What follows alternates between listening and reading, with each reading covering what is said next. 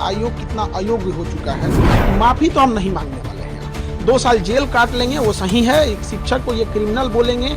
ये पूरी देश देख रही है कि बिहार में क्या हो रहा है। गली गली में लोगों को ये हल्ला है कि सीटें बेची जा रही हैं, एसडीएम की सीटें बेची जा रही हैं, जो डीएसपी की सीटें बेची जा रही हैं। हम माफी नहीं मांगेंगे तो नहीं मांगेंगे। मर जाना कबूल है, जेल जाना कबूल है। बच्चों के लिए लड़े थे, री एग्जाम बीपीएससी कंडक्ट करा लेता है तो उसके लिए बीपीएससी जो कहेगा वो हम कर लेंगे, छोड़ेंगे नहीं किसी को भी। बच्चों के भविष्य के साथ खेलने का अधिकार किसी को नहीं है। अगर कोई राजनेता आ रहा है तो उसे वो भगाएगा तो नहीं। और ये राजनीतिकरण क्यों हुआ है? माननीय मुख्यमंत्री इसमें हस्तक्षेप नहीं किए। यदि वो 2 दिन 4 दिन के अंदर, 1 हफ्ते के अंदर हस्तक्षेप कर लेते तो किसी को राजनीतिकरण नहीं होने देता। देखिए, बीपीएससी ने कई सारे ऐसे बयान जारी किए, ऐसे नोटिफिकेशन जारी किए जिससे भ्रम की स्थिति पैदा हो गई। और अध्यक्ष महोदय ने स्पष्ट कई मीडिया में और अखबारों में कहा था कि वो ज़रूरत लगेगी तो नॉर्मलाइजेशन करेंगे, और कभी लगता था करेंगे नहीं करेंगे। इसी को लेके प्रोटेस्ट हुआ था।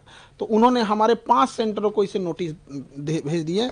देखिए, इसमें है मुसल्लापुर बोरिंग रोड पटना का है, ये मुखर्जी नगर दिल्ली है, करोल बाग दिल्ली है, और ये प्रयागराज सेंटर पे इन्होंने भेजा है। हालांकि इनसे एक छूट गया है, देहरादून छूट गया है और गुवाहाटी खुल रहा है, वो छूट गया है। इन्हें वहाँ भी भेजना चाहिए, हम इसका जवाब देंगे। और इसमें कहा गया है कि हमने बच्चों को भड़का दिया यहाँ पे, जो कि सरासर गलत है। आप ये समझ सकते हैं कि आयोग कितना अयोग्य हो चुका है। हम बच्चे को कैसे भड़का सकते हैं जो बच्चा खुद बीपीएससी का एग्जाम देने जा रहा है, एसडीएम डीएसपी बनने वाला है। यहाँ पर इनके गलत एक्शन की वजह से वो अपना विरोध संवैधानिक अधिकार के लिए मांग करने वहां गए थे। और एक शिक्षक की नैतिक जिम्मेदारी होने के नाते बच्चों के साथ जब भी अहित होगा तो उनके लड़ने के लिए उनके गार्जियन तो आएंगे नहीं। बच्चे गांव से आए हैं, वो मिडिल क्लास के बच्चे हैं, उनके पास इतना संसाधन भी नहीं है। तो हम उनको एक सही ढंग से एक जो तरीका है, गर्दनी बाग जो बिहार सरकार ने धरना स्थल के लिए दिया है, वहां जाके हम प्रोटेस्ट कर रहे थे। उसके लिए इन्होंने एक नोटिस भेज दिया और इस नोटिस में उन्होंने कहा है कि हमारे ऊपर क्रिमिनल ऑफेंस, क्रिमिनल केस करेंगे ये, अगर हम ये नहीं करते हैं तो। अब बताइए, शिक्षक के ऊपर अगर ये क्रिमिनल एंड सिविल एलिगेशन लगाएंगे यहाँ पे, अगर हमने इनसे जवाब नहीं दिया और नोटिस का हमने इनको माफ़ी नहीं मांगे 15 दिन के अंदर, तो पहले तो हम आयोग को बता दें कि माफी तो हम नहीं मांगने वाले हैं।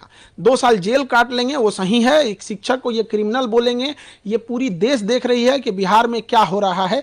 हम कोई अपने लिए नहीं लड़ने गए थे, विद्यार्थियों के हक के लिए लड़ाई लड़ने गए थे यहाँ पर। और जो पूरे बिहार में एक प्रचलन है, सारे जगह ये गली गली में लोगों को ये हल्ला है कि सीटें बेची जा रही हैं। हमने इसी चीज़ों को दोहराया है और आयोग इस पर स्पष्टीकरण करे कि आखिर ऐसा क्यों हो रहा है, स्केलिंग क्यों करेगा आयोग यहाँ। और उनका कहना है कि सार्वजनिक रूप से माफी मांगे। माफी तो आयोग को मांगना चाहिए सारे बच्चों से कि इस चुनावी वर्ष में पूरे बिहार का किरकिरी करा दिए, इतने बच्चों का, जहां कोई परीक्षा नहीं करा सकते हैं। तो ये आयोग को तो कहीं से इस बात पे होना ही नहीं चाहिए कि हम लोग से नोटिस दे। यहाँ पर आपने डीएसपी एसडीएम जैसे लोगों सीट मिलने की बातें को लेकर है कहा है उसमें कि आप बिक गया सीट, उसको लेकर है अपना बीपीएससी की छवि धूमिल की आपने। बीपीएससी स्वयं अपनी छवि धूमिल की है।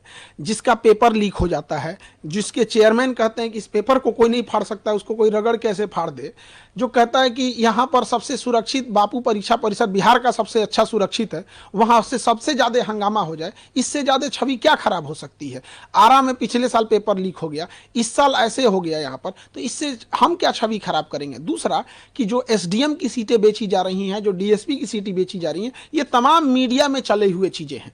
तो एक जिम्मेदार नागरिक होने के नाते और एक विद्यार्थियों का शिक्षक होने के नाते ये मेरा कर्तव्य बनता है कि हम इसको और बड़े मुद्दे पर उठाएं ताकि इस पर जांच हो सके।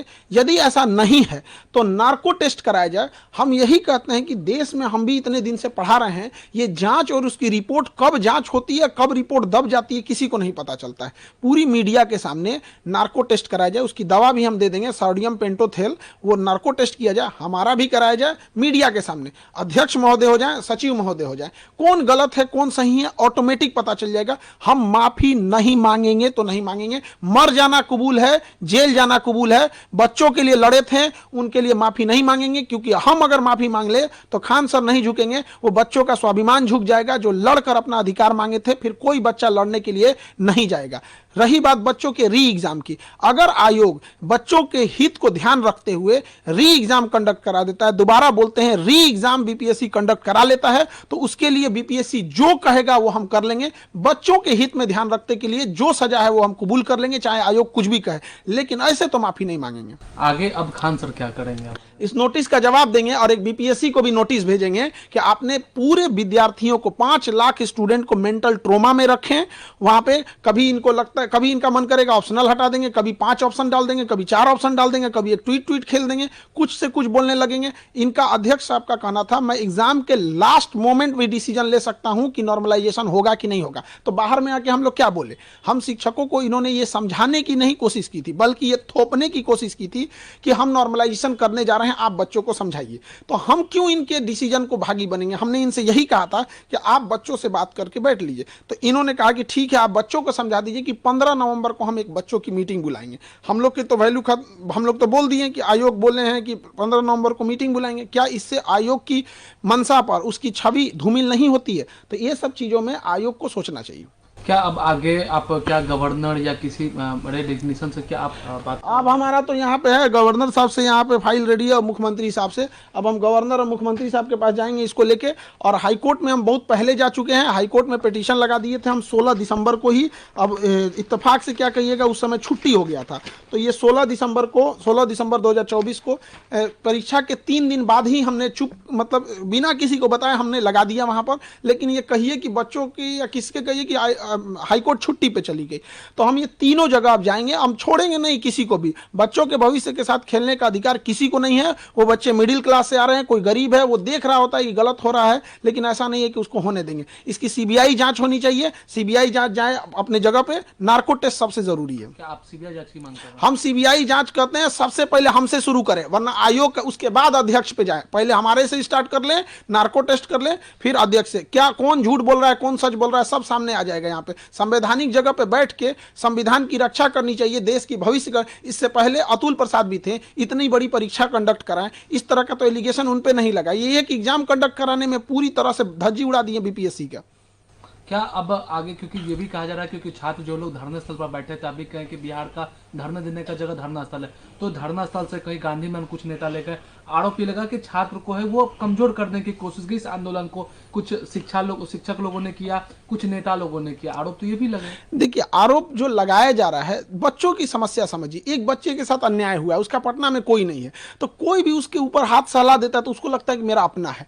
ये कुछ शिक्षक जैसे कोई बीपीएससी नहीं पढ़ाते हैं, तो वो भी वहां अगर हैं तो बच्चों को लगता है ना कि भाई मेरा मोरल सपोर्ट मिल रहा है, वो उसे भगाएगा तो नहीं। अगर कोई राजनेता आ रहा है तो उसे वो भगाएगा तो नहीं। और ये राजनीतिकरण क्यों हुआ है? माननीय मुख्यमंत्री इसमें हस्तक्षेप नहीं किए। यदि वो 2 दिन 4 दिन के अंदर, 1 हफ्ते के अंदर हस्तक्षेप कर लेते तो किसी को राजनीतिकरण नहीं होने देता। हमें या किसी विद्यार्थी को ये अधिकार थोड़ी है कि उनके धरना स्थल पर कोई अगर राजनेता आता है तो उसे वो भगा देंगे यहाँ पर। या कोई शिक्षक भले बीपीएससी को नहीं पढ़ा रहा है, बीपीएससी नहीं जानते, तो वो भी अगर वहां बैठे हैं तो बच्चों को क्या है, वो तो वहां